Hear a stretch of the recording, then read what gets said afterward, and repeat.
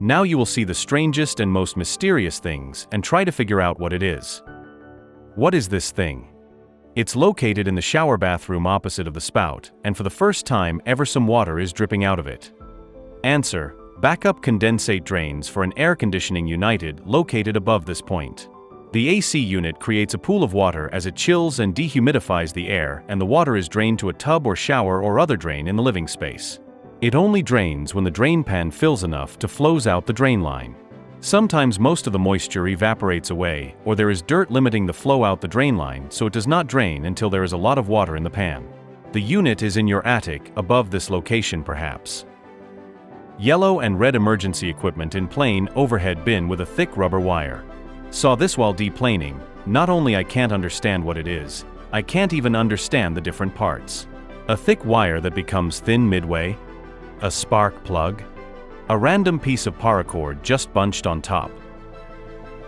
Answer: the photo shows an emergency locator transmitter, ELT, installed on board the aircraft. It is automatically activated in case of a strong impact or manually by the crew in case of an emergency landing. The device transmits radio signals on frequencies monitored by search and rescue services, allowing you to accurately determine the location of the aircraft. The beacon is fixed in the luggage rack, surrounded by shock-absorbing material and connected to the antenna. This is a critical element of the aviation security system. AM Gun CO New York Solid. Cast iron. Found a cast iron plate in my late neighbor's. Says AM Gun CON.Y for 22 cartridges, 28.5 feet on the front. Smaller plate spins. Back has circular rings down to center. Hole in center. I believe the imprint says 10. We plan on scraping off the rust to get a better view later. Google gives me nothing but actual guns, which I don't think this went to LOL. Anyone know? Answer: these are Quackenbush targets, which are mechanical cast iron targets developed in the late 19th and early 20th centuries by the American inventor Henry Marcus Quackenbush. These targets were used in shooting ranges and fairs, and were especially popular in shooting galleries. The design was simple but reliable. When hit, the bullet activated a hidden mechanism that, for example, lifted a duck figurine, rotated a target, or rang a bell. Thanks to its massive construction and mechanical effects, Quackenbush targets created the feeling of interactive shooting and were among the first commercially successful entertainment targets. They were made in New York and featured high-quality casting. Today, such targets are considered a collector's rarity and an object of interest among fans of antique weapons equipment. Heavy iron thing, ribbed with a sort of handle. Heavy, 10 to 15 pounds. Solid iron object. Triangular in cross-section, although the photo doesn't show it. Wild guess is that it's a chock for a truck or tractor. Found in a 1940s dairy barn. What is this thing? Answer: the photo shows the clinker breaker, a metal slag breaker for an old coal furnace. It was installed in the lower part of the furnace and served to break up clinker, the caked remnants of ash and slag that formed during the combustion of coal. The design with alternating ribs made it possible to rotate the tool and crush solid deposits, preventing their accumulation and blockage of the airflow. Such parts were especially common in wood, burning and coal-fired stoves, boilers and steam installations of the late 19th and mid-20th centuries. A reliable and simple mechanism ensured uninterrupted traction and maintained stable operation of the furnace. Assuming this is some tourist trap item, what cultural item does this represent? Solid brass or bronze, hollow-footed object with no lid. Found in a Midwestern resale shop. My wife broke my old container, and this seemed just cool enough for keys. Curious what it really is though. Answer: incense holder. The inside is filled with sand. You stick the unlit end into it and can have many sticks going at the same time. It is based off of a Shang Dynasty bronze casting, which was a Chinese empire that existed around 4,000 years ago. Their aesthetic style was quite different than what you would consider to be Chinese today. It is based off a fong ding, a type of rectangular bronze food cooking/serving vessel from Shang Dynasty China. Aluminum frame with electrical boxes, gauges, tubing, and valves, probably wrecked by an avalanche and left in a seldom visited part of a national park. It seems like some sort of scientific equipment, but what could it have been monitoring? If it even is that. I've done what I can, including contacting the park, which has no records of it, and Googling the brands only brings up generic industrial suppliers. It's at the base of a minor unnamed peak, on a debris fan, and surrounded by glaciers and volcanoes. It has been there in its destroyed state for a number of years, likely caused by an avalanche or rockfall. As it sits, it's a pile of broken and twisted aluminum frame with two control panels about a foot square, with both electrical and pneumatic or hydraulic components. One electrical junction box that's a little larger and has large electric cables that have been severed, all lying in a whole bunch of tattered striped plastic material that's bleached to brittleness by the sun.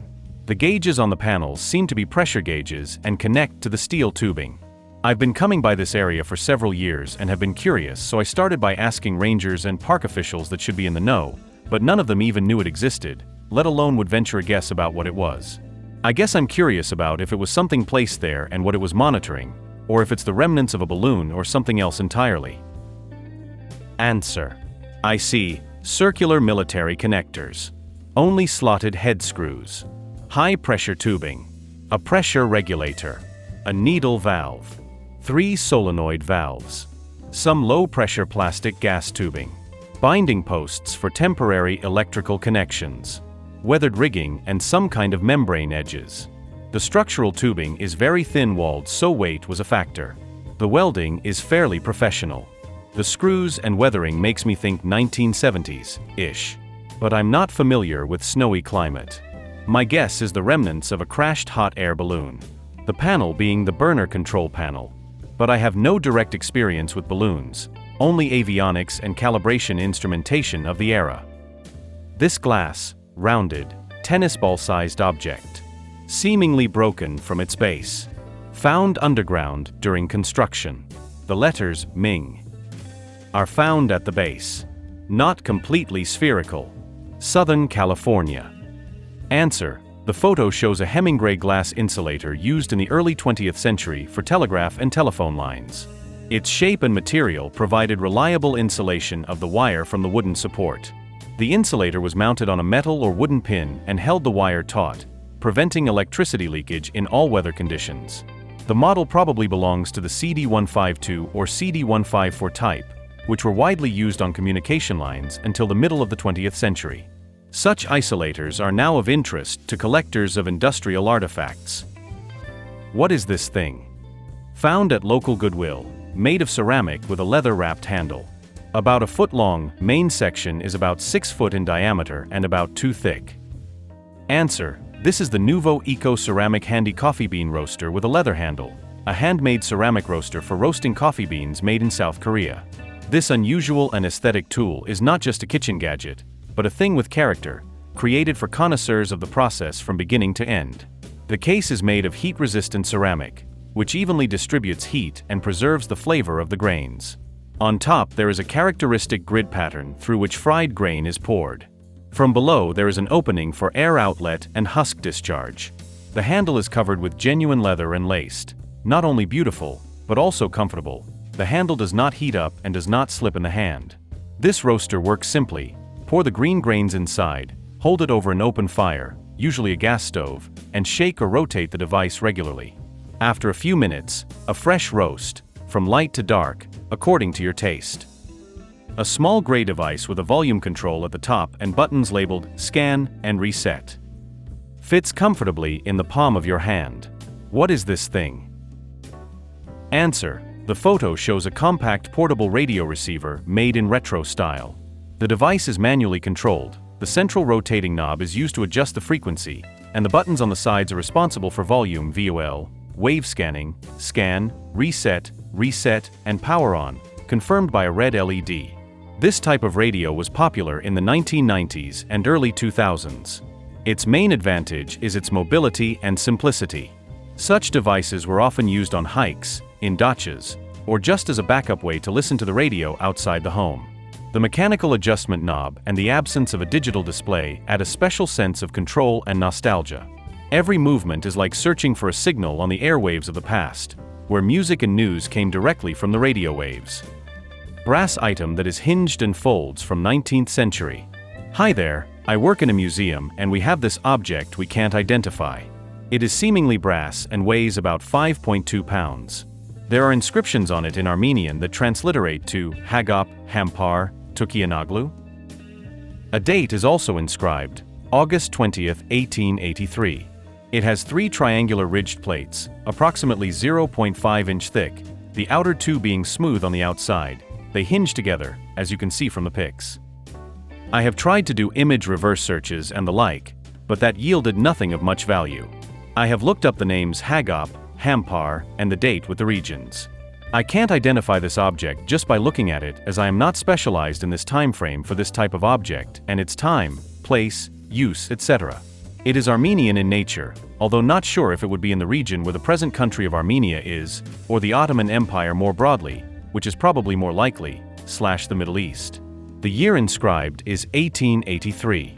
The provenance is a bit up in the air, so I can't provide much more than someone just ended up with it, basically. Wondering if it could have been used for some sort of artisanal craftworking. Perhaps it is a custom-made tool for an individual's specific purposes. Perhaps a press of some kind? But I am not sure if it looks like a tool or implement of some kind that is a common one perhaps in the time period in either of the regions I mentioned. And you, the viewer, should try to answer this question yourself. If you can't, I'll talk about it in the next video. Moving on to the next amazing thing, don't forget to subscribe. Canvas or leather sleeves with a button, there are about a dozen of these in varying lengths. Grandpa had them in a fishing container for 20+ years. What are these for? They're still in decent physical condition, no holes. Answer: the photo shows soft leather cases with buttons designed to store the components of antique collapsible fishing rods. These sock covers are velvety on the inside, made of suede or fine deerskin on the outside, which protects the rod from scratches, moisture, and mechanical damage. Previously, fishing rods were often made of bamboo or fiberglass and consisted of several segments. After fishing, they were disassembled. Each segment was placed separately in such a case, then folded into a common tube or leather case. The buttons were used for fixing. They prevented the segments from falling out even when actively moving. Metal object, found in the woods. What is this? Metal, not very heavy, but it's definitely not the entire machine. About 1 to 2 foot long. My best guess was maybe a panel off an old air conditioner or something similar. Central Missouri in the woods off a highway. Could be old railroad scrap, but not sure. It was found along a section of railroad row that has been abandoned since 1941. Given that there was a lot of other trash in the area, it could be unrelated to the railroad that used to be there. Answer: the photo shows a heavily rusted metal part, half hidden by fallen leaves and embedded in a forest slope. This is a fragment of an old ventilation grate or panel from furnace or exhaust equipment. The lower part of the device contains a rounded grill with blinds, typical for ventilation or protective screens that prevent debris from entering. The upper part is an opening with remnants of fasteners or a housing. Probably a fan or a damper was once located here. Very old cast metal structure with wings and threads on inside bottom. Missing lid / cover 2.5 inch diameter at bottom. 2.5 tall, Ontario, Canada. What is this thing? Answer: the photo shows an original vintage radiator cap with wings, known as the winged radiator cap, dating from the 1910s. Such elements were used on early cars and performed several functions at once. They closed the radiator neck, made it easy to top up water, easy fill, and served as a decorative element, a kind of emblem of style and speed. Large, heavy metal sphere with electrical connectors on each end. Found at a flea market. Metal sphere, about the size of a basketball, possibly made of cast iron. It was heavy. Had electrical connectors on either side and some sort of port or opening with a cover on the front. Had a flat base with a hole in it, 3 to 4 foot diameter, picture 3. Was in a wooden box with green felt, no naming or branding. The box had a few other pieces in it, including a very old electric cord and a couple of things that appeared to possibly be transformers. Google thought it was a cauldron. What is it? Answer: the photo shows a reflective integrating sphere. It is a scientific instrument that helps measure how well materials reflect or transmit light. Inside, the sphere is painted with a special white coating that evenly diffuses the light. This allows you to get accurate and stable measurements, without the influence of the lighting angle or surface irregularities. Such a device is used, for example, to find out how white the paper really is, how much light passes through fabric or glass, how paint reflects light in different lighting conditions. The sphere is connected to a light source and to a sensor. The light gets inside, is reflected many times along the walls, and the sensor captures the result. Thanks to this design, measurements are very accurate. What is this big heavy wooden stamp used for? What are the non-pattern metal pieces for? Hand for size. Bought from one of those vendors at flea markets selling boxes and boxes of mixed random home clear-out stuff. It has a hook on the back to hang it up that was not on it originally. It's obviously a large-scale stamp of some kind, as you can see it's made so you can have a continuous pattern, but I have no idea what the little metal twine pieces at the top or bottom is for. If it's a stamp, those parts would be impossible to not ink along with the pattern, and it's strange and disrupts the pattern. Answer: the photo shows an antique batik stamp made by hand from copper and wood. This is a traditional tool used to apply wax patterns to fabric in the batik technique. The stamp is called cap, read as chap, and has been widely used in Indonesia, especially on the island of Java, since the 19th century. The copper strips and wire are carefully bent into a complex pattern. In this case, a butterfly surrounded by flowers is depicted. This stamp is heated, then it is dipped in molten wax and pressed against the fabric. The wax protects the pattern from paint when the fabric is dipped in dye. After staining, the wax is removed, and a clear pattern remains, a classic batik technique. Such stamps are not only utilitarian, but also represent works of decorative art. What is this small black rubber square? It has posts on one side and grooves on the other with a number 1154880 imprinted on it. Found in a driveway near where my car had been parked. Answer: the photo shows the rubber pad on the pedal of the car. It is a wear-resistant element that is mounted on the metal part of the clutch, brake or accelerator pedal to provide better grip on the driver's shoes and prevent the foot from slipping off. The longitudinal ribs and the wavy shape of the surface serve to improve friction even with wet soles. The numbers cast on the rubber, in this case 11,54881, are most likely the part's factory number or the manufacturer's internal code. The reverse side with protrusions and the marking L probably means left, the left side, indicates the orientation or side of the installation. Such pads wear out over time, especially for drivers with a manual transmission, and must be replaced. Despite their simplicity, they are an important detail that ensures the safety and comfort of driving. Fabric strap with strange hardware found in the dump site of a defunct asylum. This was found alongside glass vials, tin cans, glass bottles, medical items, dinnerware, toiletry items, etc. The psychiatric asylum opened in 1961 and was abruptly closed in 1995. I'm assuming some of the contents of the hospital were dumped or buried out here, and as the ground erodes, more and more of the stuff is coming to the surface. The hardware has these weird prongs on it, and I can't tell if the straps are made of fabric or leather. Any help on what this could be is greatly appreciated. Old brass pipe-like object with a hole running through it. Fairly heavy and roughly 4 inches long and 1 inch wide. Found on a German farm. What is this thing? Answer: the photo shows an old metal component, presumably the upper eyelet, top yoke, or part of the lever/shock absorber attachment of agricultural machinery, most likely a tractor. This part is similar to the assembly through which a pin or shaft passes, fixed by a spring, which is typical for suspension or steering elements. The cone-shaped hole on one side can serve as a socket for a hinge or sleeve, and the square socket on the other side can serve as a fixing part for mounting to a frame or socket. Similar parts are used in tractors from Ford, Ferguson, and other mid-20th century models. A spring that fits on the flat part helps to keep the structure under tension or provides shock absorption. This object just appeared in my office. It's fairly heavy for its size, about the length of my forearm when straight. Bends in the middle. One end wooden, one foam. This has appeared in our office at work, a secondary school. Nobody knows what it is or where it's come from. Can anyone help me out? Answer: the photo shows a special flexible roller with an emery coating, designed for grinding and treating surfaces in hard-to-reach places. A flexible metal neck connects the wooden handle to a cylinder coated with an abrasive, and inside there is a clamping mechanism that locks the replaceable element. Such rollers are used in restoration, body repair, jewelry, and woodworking. The flexible shaft allows you to carefully process curved parts, corners, inner surfaces of boxes, recesses, or threads. The abrasive surface effectively removes burrs, old paint, or rust. A plastic clip on the end holds the sandpaper cylinder securely, but with the possibility of replacement. I tried very hard, Please subscribe.